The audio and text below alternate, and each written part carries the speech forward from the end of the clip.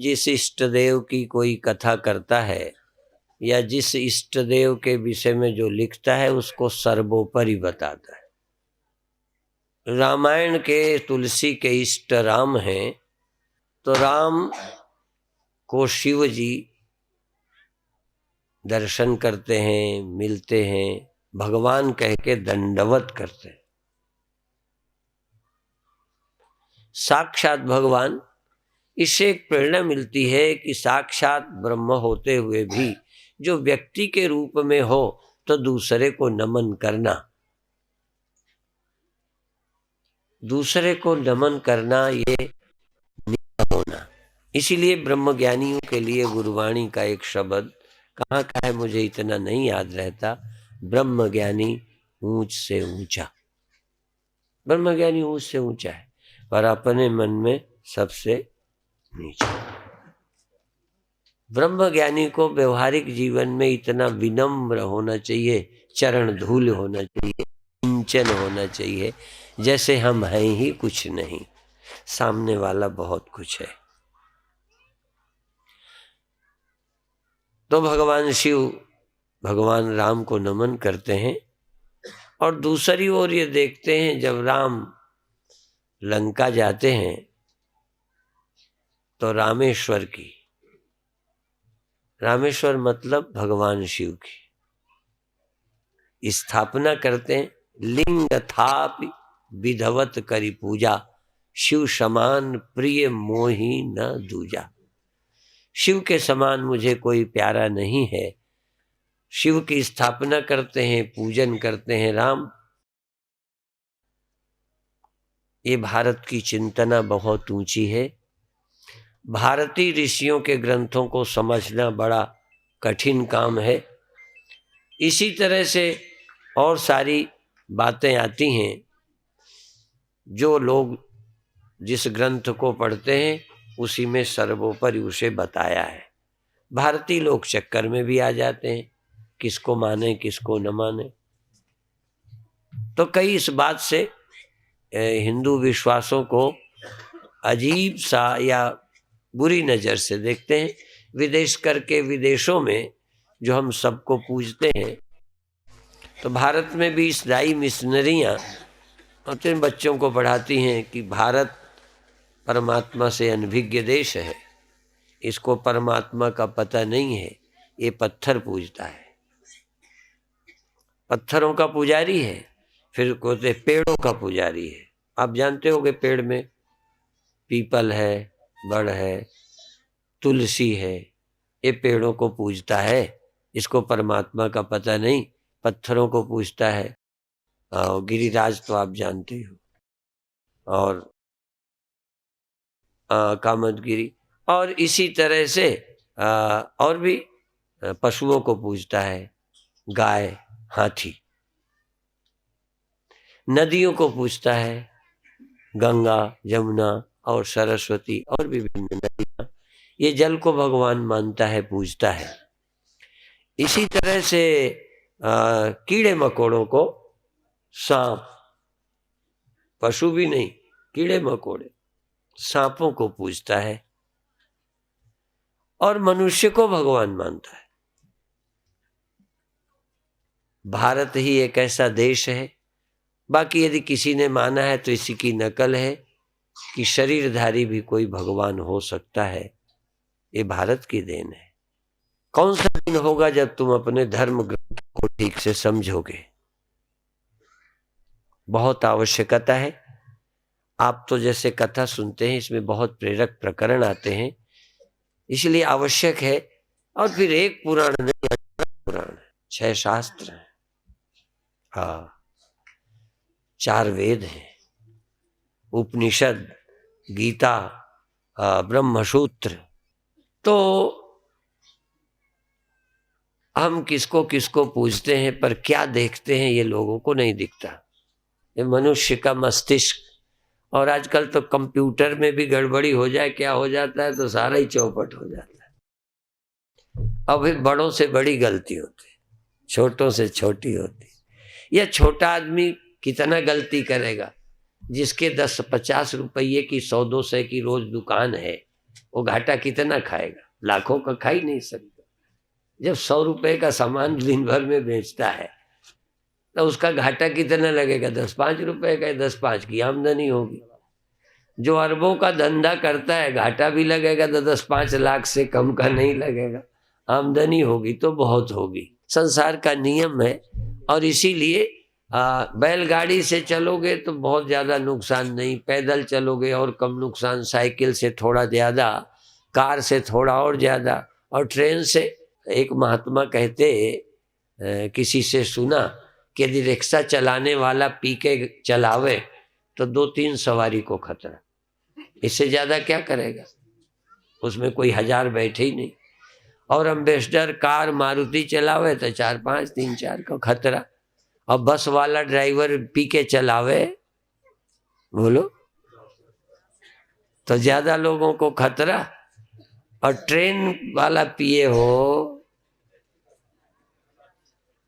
तो कई लोग कहते हैं यदि साधु और राजा यदि ये पी के देश और समाज चलावें तब क्या होगा? हाँ, फिर सारे समाज को खतरा। अब तो इसीलिए बड़ों को बहुत सावधानी की जरूरत है। और बड़े बड़े विद्वान यदि बहक जाएं तो पता नहीं क्या लिख डालें। इसलिए विद्वान आदमी यदि सनक में आ जाए, कभी कभी खुशवंत भी अट्ट-सट्ट बोलता रहता है, बहुत अच्छा बोलता है, पर कभी कभी सनक है जिधर का चल पड़े। तो कभी कभी विद्वान लोग भी कौन सी लाइन पकड़ जाएं। जिसको खूब अंग्रेजी आती हो, गुस्सा हो जाए तो गाली हिंदी में थोड़ी देगा, फिर अंग्रेजी में देगा। हाँ, और पंडित यदि पागल हो जाए तो गाली संस्कृत में देगा।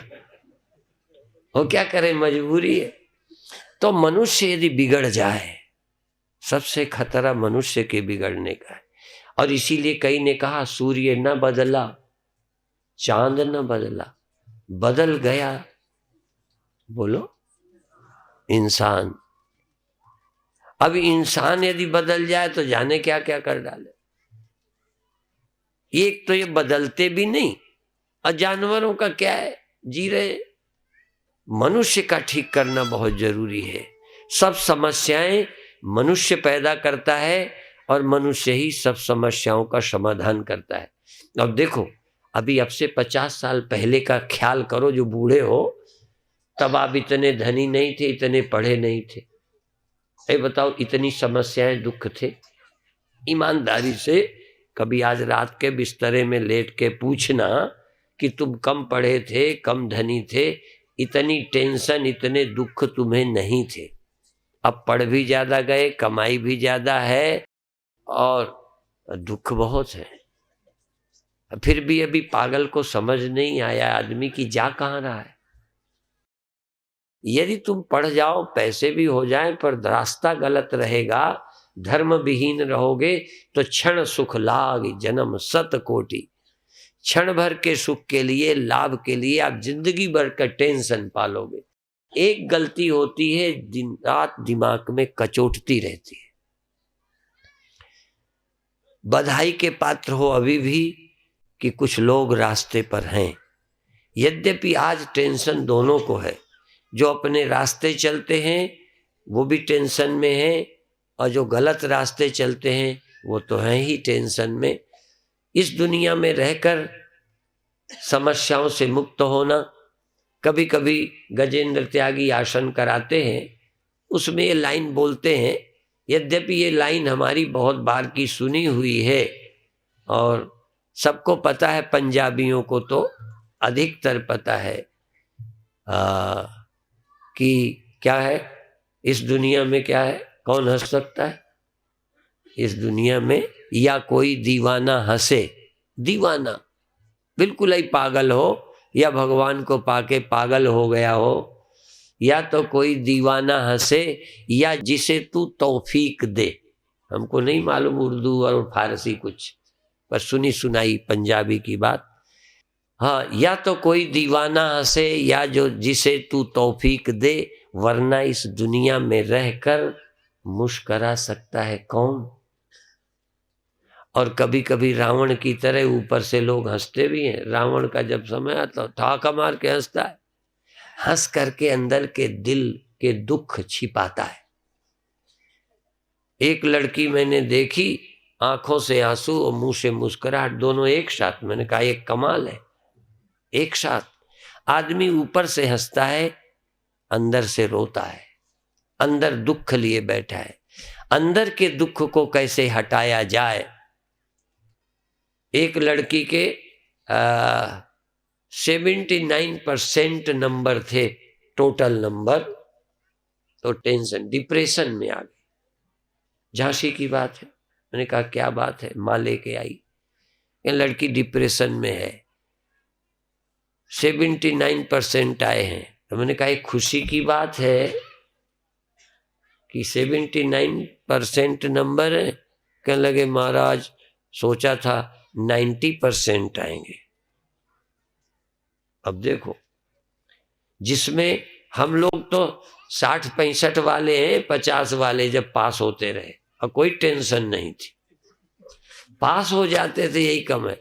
ऐसे ही पहले वाले शादी भर हो जाए नहीं, हाँ शादी भर हो गई खुश, अब शादी के बाद टेंशन में।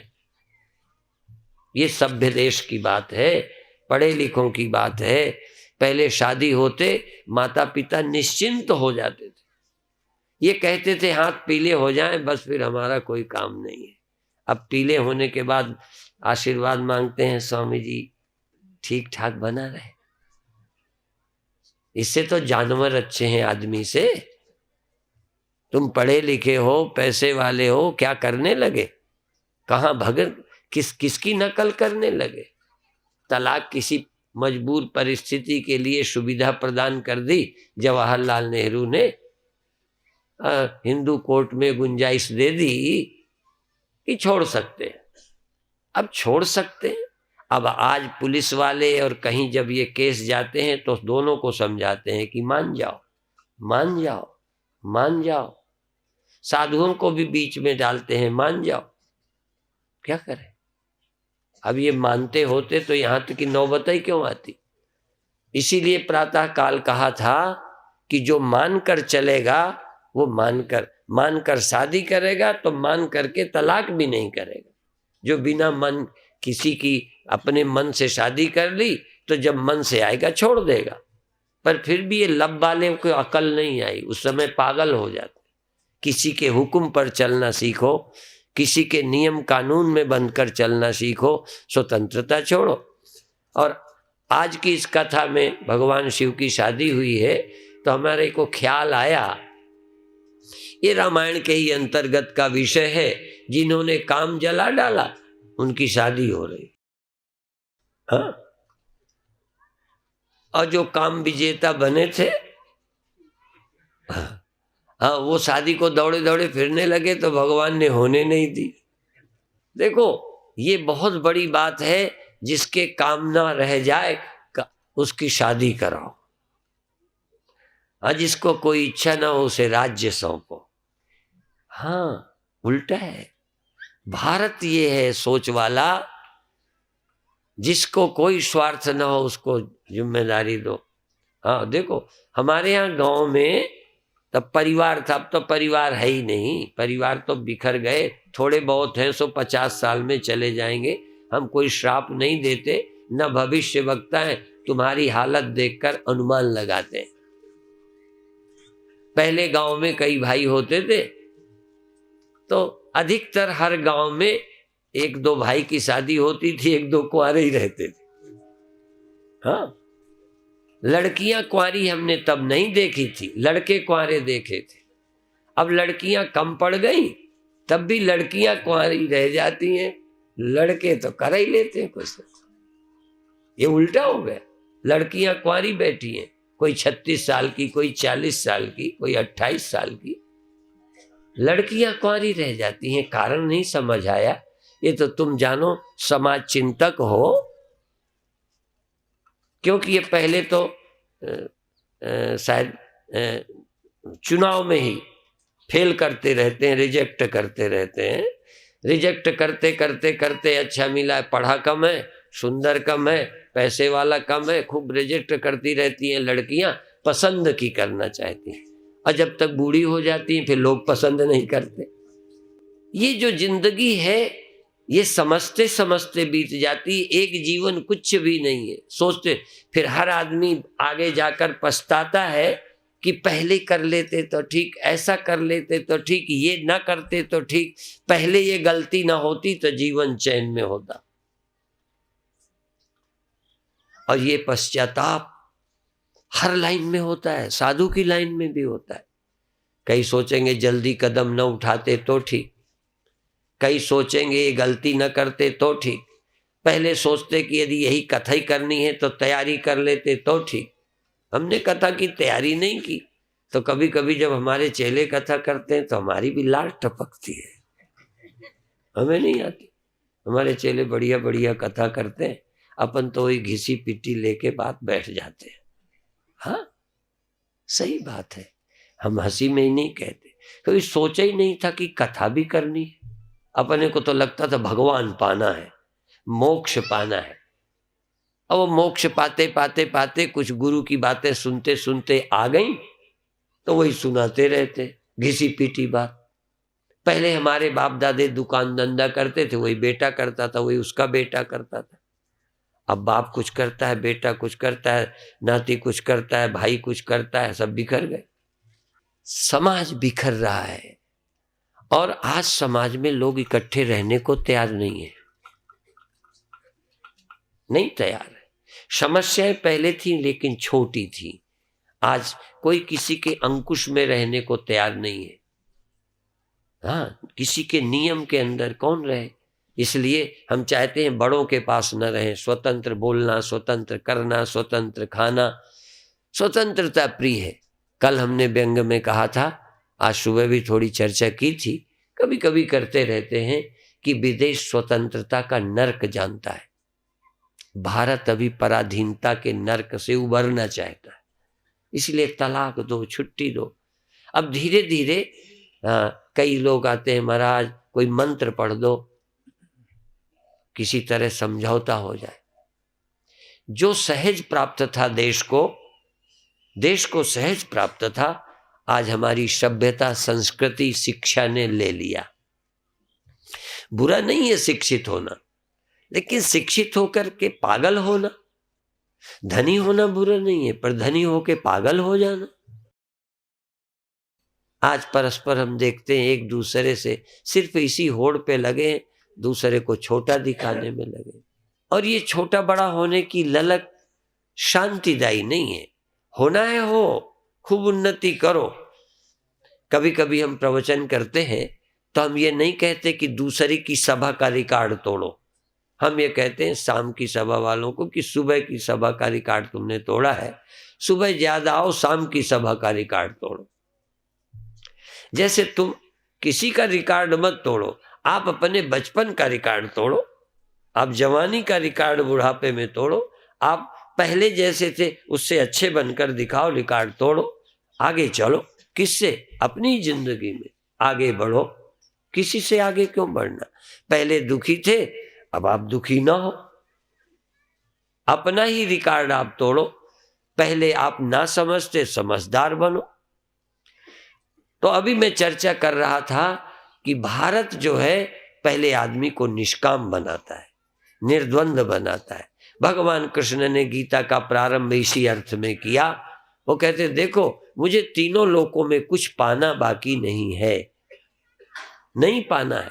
अब यही न जमती होगी, गहराई से देखो, ऐसा व्यक्ति जिसको संसार से कुछ चाहिए ही नहीं, संसार में अपने लिए आए ही नहीं। कहते हो ना अवतार, अवतार का मतलब क्या? जो उतर आया, आ गया, करुणा सागर, दया सागर आए हैं, वो हमारे लिए, अपने लिए नहीं आए, अपना कोई काम नहीं है। ऐसा आदमी जिसको अपनी कोई जरूरत नहीं है तुम्हारे लिए आया हो, ऐसा कोई साधु जो तुम्हारे लिए लगा हो, ऐसा भगवान जो तुम्हारे लिए आया हो, ऐसा कोई नेता जो देश के काम करता हो, अपने लिए नहीं, अपना कोई काम नहीं, क्या हो जाएंगे? क्या हो जाएंगे? अच्छा क्या हो के मरना चाहिए? क्या है सार? कभी सोचो क्या हो जाओगे? चैन पा जाओ, यही बड़ी बात है। कुछ होने की जरूरत नहीं, चैन मिल जाए और जाना खेल बन जाए, आना जाना खेल बन जाए, इससे बड़ा कोई आदमी है? बड़े होकर भी चैन नहीं तो हुए क्या? जो कुछ भी किया तुमने चैन के लिए, चैन ही नहीं हुई तो न समझदार हो न बड़े हो। समझदार और बड़े होते, जो चाहते वो हो गया होता। और आप बड़े होके भी क्या चाहते हो? चैन ही तो चाहते हो। कुछ पाके क्या चाहते हो? सबका सार क्या है? जीवन का अधूरापन मिट जाए। कभी ध्यान दो, जीवन का अधूरापन मिट जाए। भगवान शिव हैं, सब तरह के इनके लोग हैं, इनकी ब्याह बारात का मजा कितना यहाँ देखा, मुझे तो देखने को मिला नहीं, पर रामायण के अनुसार जब शिव का विवाह होता है, कोई कोई कोई कोई कोई तनहीन विपुल तन काहू, कोई आंखें नहीं है तो कोई के पैर नहीं है तो कोई के हाथ नहीं है, किसी के दांत ऐसे हैं। सब ब्याह शादी में ऐसे भूत प्रेत पिशाच शामिल हुए। कहीं तुम्हारी बारात में ऐसे हो तो मजा ही आ जाए। भगवान शिव के गण, भगवान शिव के कौन कौन आगे पीछे और चैन में रहते। कभी कभी लगता है इनकी खोपड़ियां कैसी थी। ये सब जगह सब परिस्थितियों में रह के चैन में रहते हैं। पहाड़ में शिव जी रहते हैं, कहीं कोई ऐसे आप नहीं रह सकते। क्यों नहीं रह सकते? इतने शिव जी के विवाह देखे होंगे, शिव पुराण सुना होगा, राम की कथा सुनी है, कृष्ण की कथा सुनी है, पर वो अकल कब आएगी? हमने गुरुओं के ग्रंथ पढ़े हैं, गुरुओं के काम देखे हैं, गुरुओं का जैसे अपने लिए कोई काम ही नहीं, अपना पाना ही नहीं, लगे हैं औरों के लिए अपना। तो आप कब लगोगे? और जो अपने लिए लगा रहता है, आप देखो, बुझे की काम अगिन तुलसी को, विषय वासना गीते, पद प्रतिष्ठा से मन किसी का भरा नहीं। इसलिए गीता क्या कहती? निर्माण मोहाजित संग दोषा अध्यात्म नित्या विनिवृत्त कामा द्वंद्वैर्विमुक्ता सुख दुख संगैर गच्छन्त्य मूढ़ा पदमव्ययम तत्। भगवान कृष्ण ये नहीं कहते कुछ ना हो, पर तुम निर्माण हो जाओ। जब निर्माण हो जाओ तो खूब मान की जगह जाओ, पर तुम निर्माण हो। निर्माण होने का मतलब मान अब तुमको प्रभावित नहीं करेगा और अपमान से तुम दुश्मन नहीं बन जाओगे। नहीं मान मिला तो क्या हुआ? आदमी हमने देखा बड़े देश की बातें करेंगे, बड़ी बड़ी ऊंची बातें करेंगे, और सिर्फ पार्टी से टिकट न मिले तो अपने ही हराने में लग जाते। केवल इतने में राम का वनवास हो गया, तब कुछ नहीं। ये रामायण हमारे गले कब उतरेगी? ये पुराण हमारे अंतस में कब आएंगे? अच्छा, ये स्वर्ग में रहने वालों की ये कथा है ना, कि जमीन में रहने वालों? रामायण किसको सुनानी? जो चले गए हैं। शिव पुराण किसको सुनना चाहिए? जो देहधारी हैं, सुने कैसे रहना है, क्या करना है। और देखो, चैन तुम्ही को मिलेगी। थोड़ी समझदारी के साथ ज्ञान ध्यान से जियोगे तो चैन तुम्ही को, और अंधों की तरह, पागलों की तरह लोगों के पीछे पड़े रहोगे तो बेचैन तुम ही रहोगे। चैन कहीं बाहर है क्या? इसलिए हमारी समझ में एक बात आ रही है कि आप पहले तो नाक के लिए जियो, फिर नाक कटा के जियो। हाँ, पहले धन के लिए जियो, फिर फकीर होके जियो। पहले आप वो भी देख लो नमूना, सब कुछ पाके भी देख लो कि कुछ नहीं। इसीलिए हमारे धर्म ग्रंथ कहते हैं, परीक्ष लोकान कर्मचितान ब्राह्मणों निर्वेद माया नास्त्या कृता कृतेन तद विज्ञानार्थम सगुरुमेवाभिगच्छेत समित पाणी श्रोत्रियम ब्रह्मनिष्ठम। पहले करके देखो, अथा तो ब्रह्म जिज्ञासा कर लो। धन पालो, पद पालो, प्रतिष्ठा पालो, लेकिन इसी जन्म में पाके लौटने का टाइम आ जाए। कहीं करते करते ही जिंदगियां न बीत जाए, कहीं मर न जाए इसी ललक में। थोड़ा करके अनुभव कर लो कि ये क्या होगा। ये क्षितिज को छूने के लिए दौड़ने वाले, ये जो चारों तरफ रखा हुआ क्षितिज है, इसको छूने के लिए जाओगे, कहीं रखा मिलेगा नहीं, लगेगा थोड़ा आगे गए, आगे गए, अभी मिला, बस। हम भी जिस बड़प्पन के, सुख के, शांति के लिए दौड़ रहे हैं, अभी हाथ नहीं आई, थोड़ा सा लगता है जैसे पहुंचे, पर देखते हैं फिर अधूरे हैं। कामना रहते मन के पीछे चलते, कोई का अधूरापन नहीं मिटा, इसलिए मन का अंत करे सोई संत। थोड़ी देर अमन हो जाओ। सिख समाज में ये नाम ज्यादा प्रचलित है, यद्यपि ये साधुओं के शब्द हैं, संतों के शब्द हैं, अमनी भाव, पर इसको सिख समाज ने ज्यादा पकड़ा। अमन सिंह, अमन कौर, अमन नगर, अमन जहां मन नहीं रहता। कुछ देर के लिए जैसे मन है ही नहीं और आप हैं, बिना मन के आप चेतन हैं, क्योंकि चेतन के आश्रित मन है। मन रहते थोड़ा सजग होगे तो मन अमन हो जाएगा। जैसे मिट्टी ढेला सहित हो और ढेला रहित हो। ढेला सहित मिट्टी के अपने धर्म है, ढेला रहित के अपने। ढेला वाली सीमित है, एक जगह है, उसका आकार प्रकार है, और एक असीम है। ढेला खोया, असीम मिट्टी है, वहां कोई सीमितता नहीं। इसलिए ये मैं जो है, मैं या मन थोड़ी देर को खो जाए, और ये जो सीमित है, सीमितता खोए, अस्तित्व नहीं। जैसे मान लो मिट्टी का ढेलापन खोएगा कि मिट्टीपन खो जाएगा। जरा कल्पना करो, खेत में ढेले पड़े हुए हैं, ढेलापन खो गया, वर्षा हुई या पटेला चल गया, वो चलता है तो ढेलापन गया, मिट्टीपन तो जा ही नहीं सकता। ऐसे ही आपके मैपन का नाम ढेला है। इस ढेले का मैपन जब जाएगा तो भी आपका होना पना नहीं जाएगा। वो होना पना ब्रह्म है, वो होना पना पूर्ण है, उस होने पने में कोई सीमितता नहीं है। और देखो, सब कथाओं का सार है, पहले भक्ति फिर मुक्ति। जैसे अभी कहा, पहले संसार की वासना, फिर उपासना, फिर ज्ञान। पहले वासनाएं पूरी करके देख लो, पूरी होंगी नहीं तो फिर उपासना करो, और उपासना के बाद ज्ञान प्राप्त करो। भक्ति के बाद मुक्ति।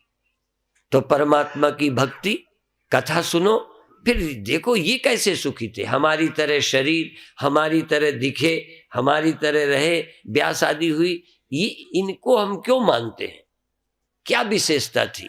तुम्हारी तरह बूढ़े नहीं हुए, कि तुम्हारी तरह खाते पीते नहीं थे, रहते थे। क्या कारण है कि ये महान है और पूज्य है? केवल एक ही बात कि इनकी अपनी कोई कमी तो ही नहीं। एक तरह से दिखाने भर को व्यक्ति थे, दिखाने भर को ही मन था, असल में तो थे ही ब्रह्म, व्यक्ति थे ही नहीं। जैसे स्वप्न के व्यक्ति जग जाओ तो झूठा होता है, ऐसे ही ब्रह्मज्ञानी व्यक्ति नहीं है, व्यक्ति तो ख्याल मात्र था। और इसी तरह अंदर लौटो, अमन अमन होना सीखो। मैंने कभी एक पुस्तक पढ़ी कि आप थोड़े टाइम के अंदर वापस हो जाना सीखो। जैसे आप स्वप्नों से जागने में आने में कितने वर्ष लगते हैं, आप स्वप्न में जाने कितनी समस्याओं में गिरे हो, जरा हिला दे लो, एकदम वो झूठा हो गया, एकदम ये सच्चा हो गया। ये तो रोज का अनुभव है ना। अच्छा, नींद न खुले तो कितनी समस्या हो जाती। कभी कभी बुरा स्वप्न, दुखदाई स्वप्न, घबराहट वाला स्वप्न देखा कि नहीं देखा? सही बताओ, देखा? हम तो साधु हो के भी कभी कभी घबराने वाले सपने देखते हैं। एक बार हम सोए थे और गाड़ी एक्सीडेंट, पेड़ की तरफ चली जा रही, और हम चिल्ला रहे, अरे रो, और गाड़ी वो गई। हाँ, और कभी कभी कोई आ गया नुकसान पहुंचाने वाला, हम चेलों को पुकारा, हमारी आवाजें ही नहीं निकले, चूंकि ये सोए थे ना, तो हमारी आवाज पड़ोसी सुन लेते हैं, पर वो नहीं सुनता जिनको हम बुला रहे हैं। आप भी कभी अटके में बुलाया कि नहीं बुलाया? नहीं तो आगे बुलाओगे, मुझे मालूम है। जब कष्ट होता है चिल्लाओ, कोई सुनते ही नहीं, आवाजें ही नहीं निकलती, लगता है बहरे हो गए। अब ऐसी झंझट लगती, इनको क्या हो गया, सुनते क्यों नहीं, ये मुझे मारने आ रहे, दौड़ो, चोर आया चोरी करने, और हम चिल्ला रहे हैं, कोई सुनते ही नहीं, आवाज नहीं आती। और हम किसी को मारना चाहें तो हमारा हाथ ही नहीं चलता। अब ये देखो, ये कोई तुम्हारा स्वप्न और मेरा स्वप्न अलग अलग नहीं। जब भी आप संकट में होंगे आपके हाथ नहीं चलते। हम तो छोटे थे, गांव में जन्मे, ज्यादातर सांप आते थे, सांप। देखो स्वप्न पहले समझो, स्वप्न भी समान होता है, फिर भी हम नहीं समझ पा रहे। ये जगत भी समान है, तो एक ही जैसा जन्म, एक ही जैसा मरना, एक ही जैसे सुख दुख, थोड़ा बहुत फर्क है ना के बराबर, प्रक्रिया बिल्कुल एक है। तो हमारा स्वप्न, तुम्हारा स्वप्न, हम स्वप्न में भाग नहीं पाते थे, तुम तो भाग लेते हो। कभी कभी ये मैच वाले, हाँ मैच वाले, भागने वाले कहो, स्वप्न में ये भी पीछे रह जाते हो। भागना चाहा भाग न पाया, मारना चाहा मार न पाया। छोटे थे, हमने सांप गांव में देखे और एक डर बैठ गया। देखो जागृत का छोटा सा डर स्वप्न में कितना था। सुन लिया था कि सांप को नहीं मारो, यदि मारोगे और वो भाग जाएगा तो बदला लेता है। भाई इतनी सी बात बचपन में सुनी थी, मंत्र की तरह बैठ गई। अब स्वप्न में हमने सांप को मारा, तो जब मारा तो मार ना पाए, ऐसे जोर लगावे और मरे न, भग गया। अब भग गया, अब स्वप्न चल रहा है, अब बदला लेगा, अब बदला लेगा, अब कब आ जाएगा, काट लेगा, अब बहुत दुख, अब क्या करें, ऐसा। तो मार नहीं पाए। अब इतना सा संस्कार पड़ा था कि बदला लेता है, चाहे वो झूठ हो, हमें नहीं मालूम आज तक। तुम्हें तो पक्का हो गया होगा, हमें नहीं पक्का हुआ। इतना सा संस्कार रात को चैन नहीं लेने दे। इसी तरह से मनुष्य के मन के अंदर कॉम्प्लेक्स ग्रंथियां रहती हैं, संस्कार रहते हैं, वो दुखी करते हैं। अब जरा सा संस्कार कि हमको सब बड़ा समझे। आप क्या चाहते हो, सही बता दो, झूठ नहीं बोलो। आप किस लिए लगे हो, बड़ा कहलाने के लिए नहीं, खाने पीने की कमी है। आप क्या होने में लगे हो ये बता दो, बड़ा होने में नहीं लगे। डरते क्यों हो? ब्रह्म तो चलो तुम एक आध हो गए, कोई बात नहीं। अब बड़ा होने का मतलब भी ब्रह्म ही है, पर पहले धनी हो लो, फिर और हो लो। अच्छा, तो जब बड़े होने में लगे रहते हो तो जब जब कम हो पाते हो, थोड़ा लगता है, जितना तुम समझते हो उतना लोग तुम्हें न समझे तो दुख होता है कि नहीं? बोलो।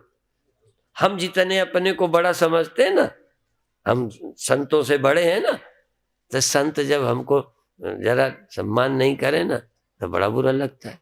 अब देखो, हम इनका सम्मान नहीं करते तो ये हमसे ज्यादा ठीक है। देखो हम बड़े होके खराब हो गए। ईमानदारी से, गहराई से सोचना, ये छोटे हैं तो इतना दुखी नहीं है, क्योंकि इनका क्या है। और देखो, ये मुझे ऊपर बैठे देखकर ये दुखी नहीं है ना। अब मान लो ये ऊपर बैठे, मैं आके नीचे बैठूं, फिर एक ही दिन ये अजमा ले में तो स्वामी जी की छाती हाय हाय, जैसे बिना पानी के मछली तड़पती है ना, ऐसे ही बाबा जी तड़पेंगे। देखो अब है क्या, इतना सम्मान। तुम ये सासें बहू से मान के लिए मरी जा रही। ये बूढ़े हो गए, लड़के हमें पूछते नहीं। काहे को पूछते हो, मर के चले जाओगे, काहे को पूछ पूछ। अब पूछ, कुत्ता जानवर हो क्या पूछ लगाते हो, काहे को पूछ पूछ। तुम इसी के चक्कर में पड़े हो। तुम ये फालतू की इच्छा छोड़ दो तो तुम्हारा लड़का क्या बिगाड़ लेगा। नहीं मानता, नहीं माने, रोटी नहीं मिले, और रोटी नहीं मिले तो बना के खा लो, और भगवान की दया से इतना रुपया नौकरानी से बनवा लो। काहे बहू और बेटे के चक्कर में पड़े हो। चैन की रोटी नहीं खा सकते। मैं अलग अलग है, सासों की अलग, बेटों की अलग। अब बेटा क्या है, हमें मन की नहीं करने देते। अब तुम्हें मन की करने देवे, नंगा नाच करो, क्या है। चैन से रहो, तुम्हारे मन की हो जाएगी तो क्या कर लोगे। और 4 दिन बाद जिसके लिए आज मर रहे हो वही तुम्हारे लिए चैन नहीं देगा। जिस शरीर को तुमने पाया आज इसी के कारण मरने का डर लग रहा है। तुमको मैं रुपया इनाम दूंगा, पर ये बता दो शरीर के बिना मरोगे। तो शरीर में आने का मतलब क्या हुआ? मौत। शरीर के बिना मौत होती है। अब शरीर से जन्म दिखता है और शरीर के कारण मौत लगती है।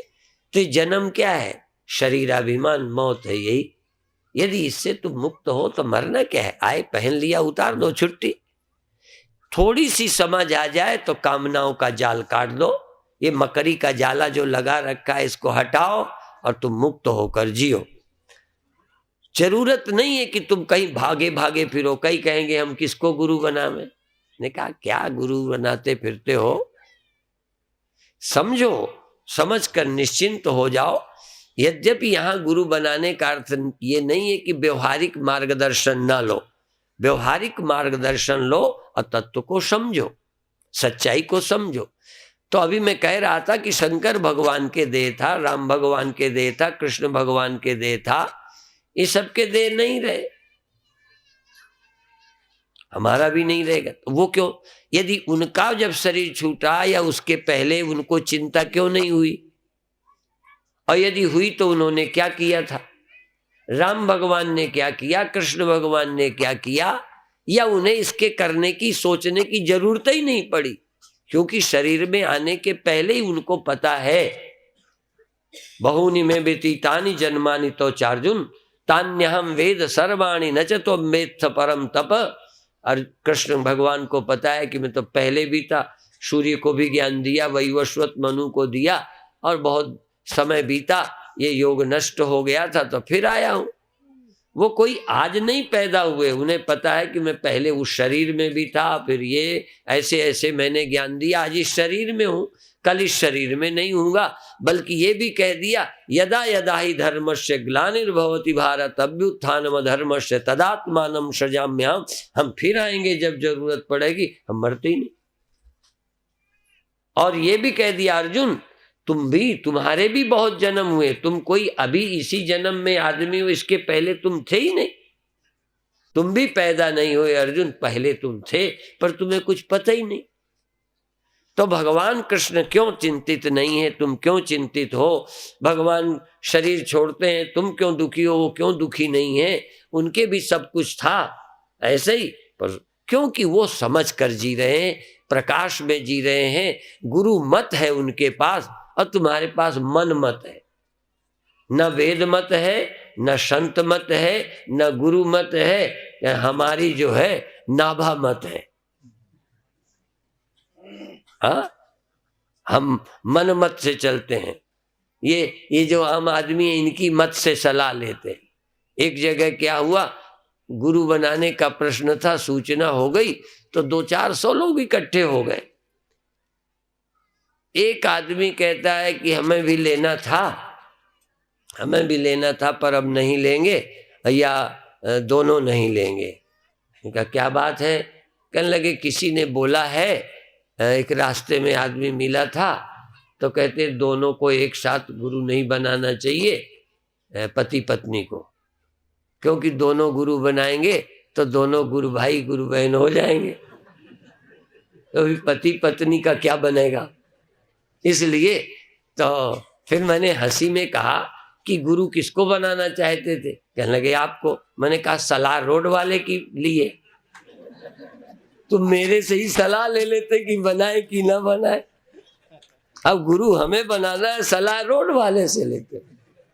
वो कहता था, अब हमने कहा, कोई कहेगा गायत्री मंत्र नहीं जपना चाहिए। कल हमारे हरिदास जी भी कथा में कह रहे थे ना, लोग कहते हैं हनुमान जी की पूजा स्त्रियों को नहीं करना चाहिए।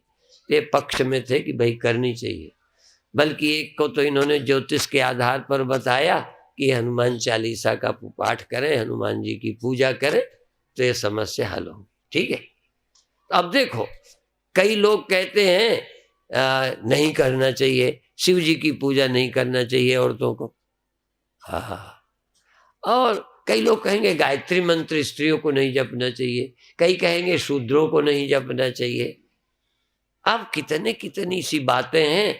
तो आप जिस पर विश्वास करते हो उनको पूछो, रोड वालों से क्यों पूछते हो? जैसा कि अभी मैंने एक विषय ये भी उठाया था कि हम लोग सबको परमात्मा मानते हैं। प्रातः काल इस विषय पर बहुत अच्छी चर्चा की है। यदि कैसेट उपलब्ध हो तो सुबह वाला ले जाना। कई इसके समाधान भी दिए हैं कि हम लोग शुरू कैसे करते हैं। किसी व्यक्ति को परमात्मा पहले राम भगवान, कृष्ण भगवान, उनको भगवान माने। उनको कभी आदमी मत मानो, उन्हें भगवान मानो। फिर धीरे धीरे आप जब भगवान की भक्ति का आनंद मिले तो फिर एक ही भगवान नहीं, जो कई भगवान हुए हैं सबको मानो। देखो, पहले एक से शुरू करो। जब एक की भक्ति आपको अच्छी लगे तो ज्यादा भगवान होंगे तो और अच्छा। राम भगवान, कृष्ण भगवान, शिव भगवान, हनुमान, सबके कभी इस मंदिर गए तो आनंद में डूब गए, बुरा नहीं है। कई लोग कहेंगे दूसरे को मत मानो। और तीसरी बात फिर हमने कही कि जिनको भगवान हुए हैं सचमुच वो तो हुए ही हैं। जो भगवान नहीं माने संसार ने, उनके भीतर भी भगवान ही है। भले उनको पता ना हो, पर जो ये सारा संसार है भगवान का ही रूप है। वही अनेक रूपों में प्रकट हुए हैं। लेकिन उनके साथ दो तरह का व्यवहार होगा, व्यवहार काल और परमार्थ काल। जैसे सोने के गहने सब सोने हैं, सोना ही सोना है, ये है हमारा परमार्थ काल। यदि खरीदना बेचना हो तो हम सोना मान के लेंगे, ठीक है। जब पहनना हो तो सब सोना ही है, चाहे नाक वाला गले में डाल लो, चाहे गले वाला नाक में लटका लो। बोलो, यदि गले वाला नाक में लटकाओ तो नाक ही कट जाएगी। इसलिए देखो, सोने की दृष्टि सिर्फ इसलिए है कि ये बनते मिटते रहेंगे, सोना रहेगा। लेकिन जब पहनना है तो व्यवहार में धर्मानुसार, सारा समाज ईश्वर में है, सारी ये स्त्रियां हैं, ये पुरुष हैं, पर इनमें अलग अलग संबंध है व्यवहार में। कोई मेरी माँ है, कोई मेरी बहन है, कोई मेरी मौसी है, कोई मेरी नानी है, कोई मेरी दादी है, कोई कुछ और है। एक माँ है, एक मासी है। एक बार हमने पंजाबी थे तो मासी बोलते हैं, उन्होंने कभी ध्यान दिया नहीं था, मासी मासी मासी करते रहते। माँ ने कहा मासी माँ की तरह, माँ की बहन मासी है। बिल्कुल सही बात है। तो इसी तरह से ये हमारे रिश्ते हैं। तो व्यवहार में रिश्ता और परमार्थ में तत्व। जब मृत्यु का हो ख्याल, जब मरने का प्रश्न आए तो तत्व का चिंतन करो। क्यों? आदमी होगे तो मरोगे, घड़ा होगे तो मरोगे, मिट्टी हो तो नहीं मरोगे। तो मृत्यु और दुख और भय से छूटने के लिए तत्व का चिंतन। और जब हमें व्यवहार में उतरना है तो हनुमान जी की तरह, हनुमान जी व्यवहार में थे, ब्रह्मज्ञानी है। ज्ञानी नामाग्रगण्यम अतुलित बलधामम स्वर्ण शैलावधेयम धनुज बन कृशानुम ज्ञानी नामाग्रगण्यम सकल गुण निधानम वानराणामधीशम रघुवर प्रिय भक्तम बात जातम नमामि। साक्षात भगवान के अवतार, रुद्रावतार। तो इतना सब होने पर भी जब सामने आ गया, तुम जैसा मान के हमारे साथ व्यवहार करते हो वैसा हम करेंगे। जिन मुहि मारा तिन मैं मारा। तुम जब हमारी दृष्टि के अनुसार, जैसे कल परसों हमने व्यंग में कहा था, कई हिंदू लड़कियां किसी अन्य मजहब में शादी कर लेती हैं। बहुत रोग पैदा हुआ है, विदेशों में भी है, भारत में भी है। हम कहते तुम अपनी समाज में करो, जाति में करो। हम नहीं मानते, जाति पाति हम नहीं मानते। एक लड़की का कल परसों बताया हमने, कोई एक लड़की कहती है कि हम मुसलमान में तो नहीं कर रहे, हिंदू में कर रहे हैं। तो हमने कहा जो मुसलमान में करेंगी वो कहेंगी हम इंसान से कर रहे हैं, हम इंसान से कर रहे हैं, कोई जानवर से नहीं कर रहे। पर मान लो कोई जानवर से भी करने लग जाए, कोई आज की सभ्यता का कोई अंत नहीं है। विदेशों में मेल मेल फीमेल फीमेल की शादियां होती, अब है ना, जानवर से गए गुजरे, ऐसे तो हमने जानवर भी नहीं देखे, लेकिन है चल पड़ी रिवाज तो चल पड़ा। तो तुम गधा घोड़ों से भी करने लग जाओ शादी तो कहोगे हम तो जीव से ही कर रहे हैं, कोई पेड़ से थोड़ी कर रहे हैं। तर्क तर्क है, तर्क का कोई अंत है क्या? आखिर तुम इंसान हो, तुम्हें भगवान ने अकल दी है, जानवरों से तो थोड़ा समझदार हो, कहाँ भटक रहे हो? तो मनमानी करते हैं। तो मैंने एक लड़की से पूछा, जब उसने कहा कि हम मनुष्य से शादी करते हैं, मैंने कहा उससे पूछो वो मनुष्य है या मुसलमान, जरा पूछो। तुम तो कहते हो हम हिंदू हिंदू नहीं मानते, जाति आति नहीं मानते। हमने कहा तुम हिंदू अपने को नहीं मानते, वो मुसलमान अपने को मानता है। अब बताओ, तो तुम मुसलमान से करोगे कि आदमी से? तो यदि वो भी आदमी हो तुम भी आदमी हो तब तो बात बन जाए।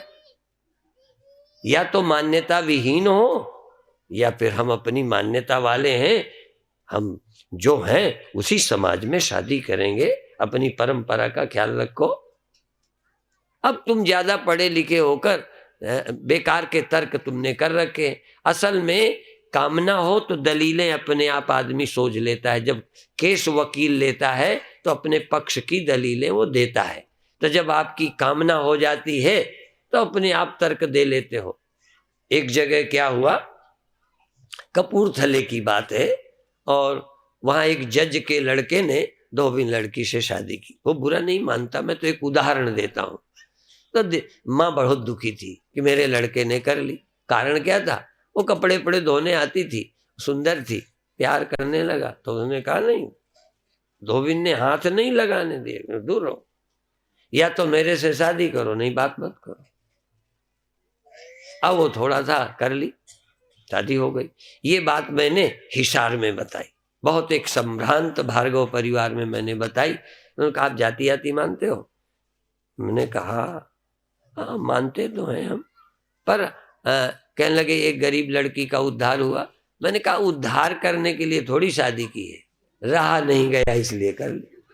यदि ये अमीर लोग उद्धार करते तो आज दुनिया का ना उद्धार हो जाए। तुम उद्धार के लिए शादी करते हो, तुम वासना में फंस गए तो अंधे होकर कर रहे हो। तुम देश का भला कहाँ देखते हो? तुम घर का तो भला नहीं देखे, घर वालों की पीड़ा नहीं समझ पाए, माँ बाप दुखी हैं, मुंह दिखाने लायक नहीं, तब भी तुम मनमानी करते हो। तुम बड़े महान हो गए, उसका उद्धार कर रहे हो। ये उद्धार की नाटकबाजी ये पढ़े लिखे लोग कर लेते हैं। तो मैं तुमको एक बात कहना चाहता हूं, तुम भारत के जन्मे हो, भारतीय संस्कृति में जन्मे हो, भारत माँ के सपूत हो, भारत की तरह जीना सीखो तो तुम्हारा, हाँ हम राम को माने, कृष्ण को माने, उनके नियम देखो, उनके कानून देखो, उनके जीने की पद्धति देखो, तुम्हारे इष्ट हैं तो जीवन धन्य हो सकता है। आपसे अंतिम निवेदन यही है